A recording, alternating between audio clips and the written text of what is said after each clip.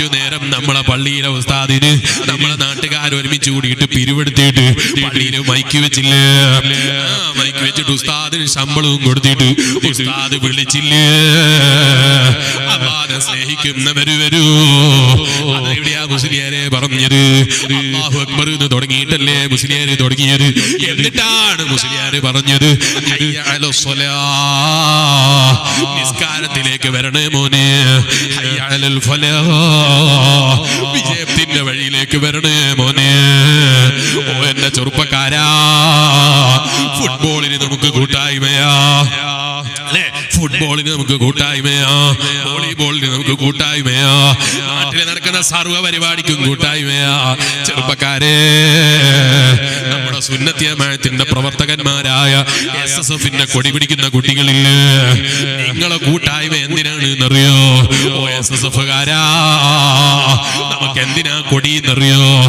3 നിറമുള്ള കൊടിയുടെ കളറിന്റെ ബഹുമാനം പറയാനല്ല, നമ്മുടെ കൂടെ പള്ളിയിൽ ആളുകളെ എത്തിക്കാനാ, നിസ്കരിപ്പിക്കാനാ. കമ്മിറ്റി കൂടുന്നത് എന്തിനാന്നറിയോ? കമ്മിറ്റി കൂടിയിട്ട് അവരെ പള്ളിയിൽ എത്തിക്കാനാ, ദീനിന്റെ വഴിയിൽ ജീവിപ്പിക്കാനാ. അങ്ങനെയുള്ളവരെ കുറിച്ച് ആ താജുൽ ഉലമ പറഞ്ഞത്, മഹാന്മാരായ മുൻഗാമികളായ പണ്ഡിതന്മാര് പറഞ്ഞത്, ഈ കൊടിയുടെ കീഴിൽ പ്രവർത്തിക്കുന്നതിന് സ്വർഗത്തിന്റെ വഴി എളുപ്പമാ. ഓ എന്ന ചെറുപ്പക്കാരെ, പക്ഷെ ആ കൊടി പിടിക്കാൻ ചിലപ്പോ നേരം കിട്ടുന്നില്ല. കാരണം മെസ്സിയുടെ പിന്നാലെയോ, റൊണാൾഡോയുടെ പിന്നാലെയോ, ഏതോ ബോളിന്റെ പിന്നാലെ ഓടുന്നവന്റെ പിന്നാലെയാ. സ്വന്തം ആഖിറത്തെ കുറിച്ച് ചിന്തിക്കാൻ നേരമില്ല. സ്വന്തം ആഖിറത്തൊന്ന് നന്നാക്കാൻ സമയം കിട്ടുന്നില്ല.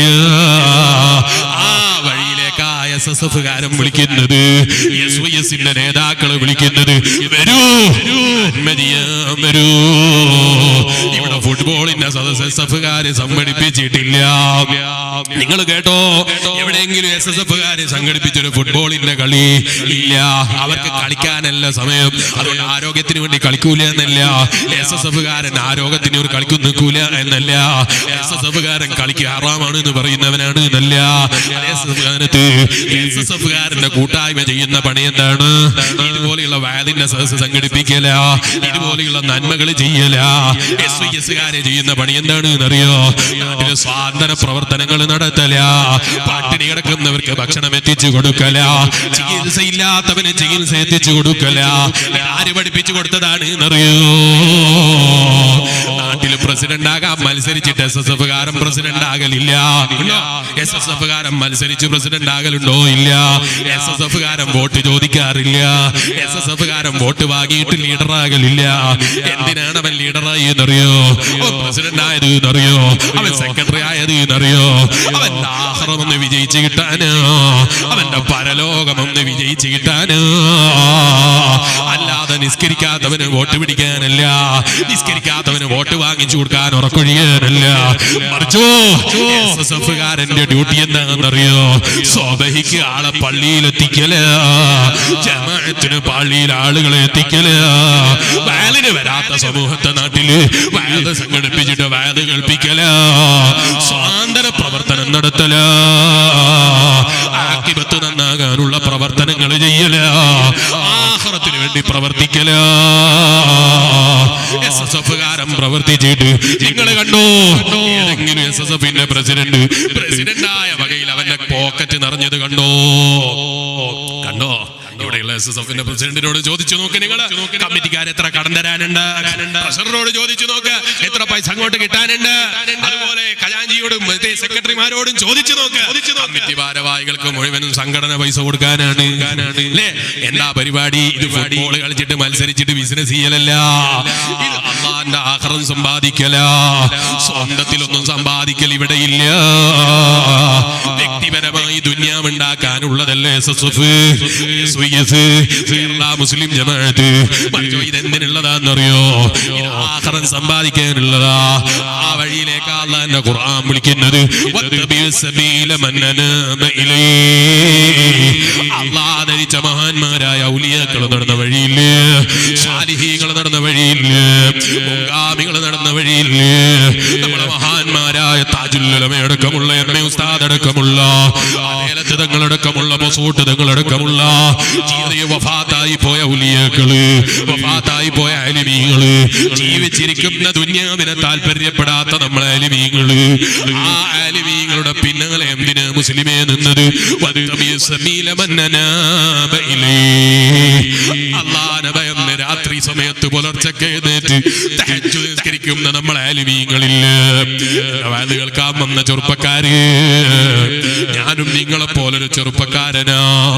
അതേ മദീന മുനവ്വറയില് റൗള ശരീഫിന്റെ ചാരത്ത് രാത്രി പുലർച്ചെ 3 മണി സമയത്ത് മഹാനായ സുൽത്താനുൽ ഉലമാ, അല്ലാഹ് ദീർഘായുസ് നൽകണേ അല്ലാഹ്, ഉസ്താദ് അവരുടെ കുറ്റം പറയുന്ന ചിന്തയില്ലാത്തവരില്ല, ആലോചനയില്ലാത്തവരില്ല, മനസ്സിലാക്കാത്തവരില്ല, ആയിരക്കണക്കിന് യതീമുകൾക്ക് ഭക്ഷണം കൊടുക്കുന്ന സുൽത്താനുൽ ഉലമയെ വിവരമില്ലാതെ ഏതോ ദുനിയാവിനെ സ്നേഹിക്കുന്ന രാഷ്ട്രീയക്കാരന്റെ കൊടി പിടിച്ചിട്ട് ചീത്ത വിളിക്കുന്നവരില്ല. നീ നശിപ്പിക്കുന്നത് നിന്റെ ആഹ്റമാണ് മോനെ, നീ ദുഷിപ്പിക്കുന്നത് നിന്റെ പരലോകമാണ് മോനെ. ആയിരക്കണക്കിന് യതീമുകൾ ദുആ ചെയ്യുന്ന, 10,000കണക്കിന് യതീമുകൾ വളർന്നു വരുന്ന, വളർത്തിയെടുക്കുന്ന സുൽത്താനുൽ ഉലമാ, ദീർഘായുസ് കൊണ്ട് ഞങ്ങൾ അനുഗ്രഹിക്കണേ അല്ലാഹ്. ഞങ്ങൾ രണ്ടുപേരും പുലർച്ചെ 3 മണി സമയത്ത് മദീന മുനവ്വറയിൽ ഉസ്താദിന്റെ റൂമില് ഞാൻ ഈ പാവപ്പെട്ട മുത്തഅല്ലിം സിയാറത്ത് കഴിഞ്ഞ ഉസ്താദിന്റെ കൂടെ കിടക്കാൻ പോയി. കിടക്കുമ്പോ എന്നോട് പറഞ്ഞത് എന്താണ് എന്നറിയോ? സമയം നോക്കിയിട്ട് തഹജ്ജുദ് നഷ്ടപ്പെടുത്താൻ പറ്റൂല. ബാങ്ക് വിളിക്കുന്നതിന്റെ അരമണിക്കൂർ മുമ്പ് എഴുന്നേറ്റോളം ഇങ്ങനെ ശിക്ഷണം കൊടുക്കുന്നൊരു പണ്ഡിതൻ, ഇങ്ങനെ ശിക്ഷണം കൊടുക്കുന്നൊരു നേതാവ് ഏത് വൈകിട്ടും പ്രായം ചെന്ന സമയത്ത് പോലും പുലർച്ചയ്ക്ക് എഴുന്നേൽക്കുന്നതിന് മടിയില്ല. എന്നാൽ ഇതൊരു ഡയലോഗിന് പറഞ്ഞ് കിടന്നുറങ്ങുകയാണോ? ഈ മുത്തഅല്ലിം അരമണിക്കൂർ മുമ്പ് അലാരം വെച്ചു, എഴുന്നേറ്റില്ല. ഈ പാവപ്പെട്ട മുത്തഅല്ലിം ക്ഷീണത്തിൽ ഉറങ്ങുകയാ.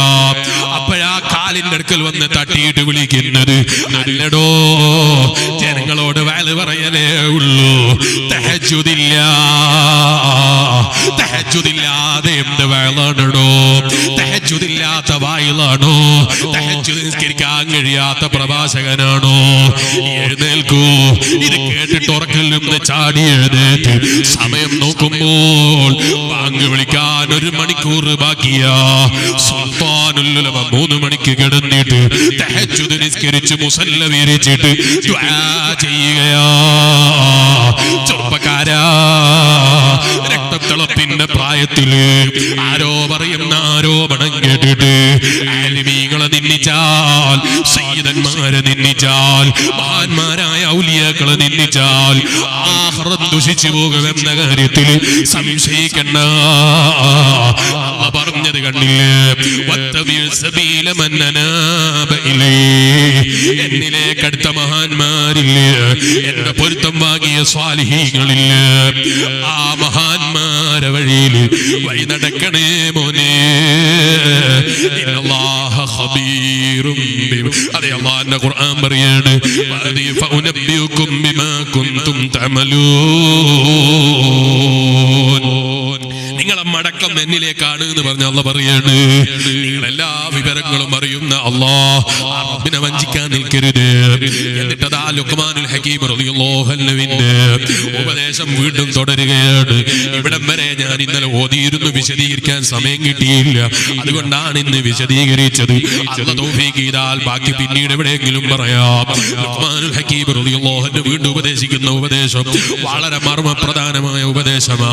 അതിന്റെ അർത്ഥം പറഞ്ഞ് ഞാൻ എന്റെ പ്രസംഗം അങ്ങ് നിർത്തുന്നു. യാ ബുനയ്യ, എന്റെ കുഞ്ഞിമോനെ, അഖ്മിസ്സലാ, നിസ്കാരം മുറ പോലെ നിർവഹിക്കണേ. 3 കൊടി പിടിച്ചത് കൊണ്ട് രക്ഷപ്പെടൂല, 3 കളറുള്ള കൊടിയുള്ളത് കൊണ്ട് മാത്രം രക്ഷപ്പെടൂല. SSF കാരാ, ജമാഅത്തിന് വില കൽപ്പിക്കാത്ത SSF കാരനാണോ? ജമാഅത്തിന് വില കൽപ്പിക്കാത്ത SYS കാരനാണോ? ജമാഅത്തിന് വില കൽപ്പിക്കാത്ത കേരള മുസ്ലിം ജമാഅത്തിന്റെ ലീഡറാണോ? ചിന്തിക്കണേ. ലുഖ്മാനുൽ ഹകീം റളിയല്ലാഹു അൻഹു പറയുന്നു, യാ ബുനയ്യ, കുഞ്ഞിമോനെ, അഖ്മിസ്സലാ, നിസ്കാരം മുറ പോലെ നിർവഹിക്കണേ. വഅ്മുർ ബിൽ മഅറൂഫ്, SSF കാരാ ലുഖ്മാനുൽ ഹക്കീം തങ്ങളുടെ ഉപദേശം